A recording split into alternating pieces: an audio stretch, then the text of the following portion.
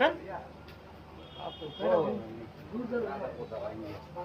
আগুন যা এখানে এত খারাপ হয়েছে আটক করে দুন মারে তুমি বলছো কয়েকটা রাবিশ পারলেই আর কিছু হয় না কয়টা ঈদ খেলার জন্য এখানে হারা গেল তাই এমন অবস্থা হয়েছে একবারে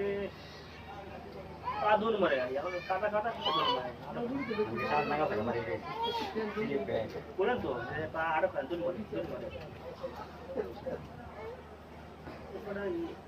খাওয়া দিলে কম হলে এক গাড়ি পালাই দিলে রাবিশ মনে হয় না কোনো টেনশন এ আমাগো বড় ভাই হাফিজ জামাত ইসলামের একজন কর্মী দেখেন আডোর উপরে প্যান এই যে ইসলাম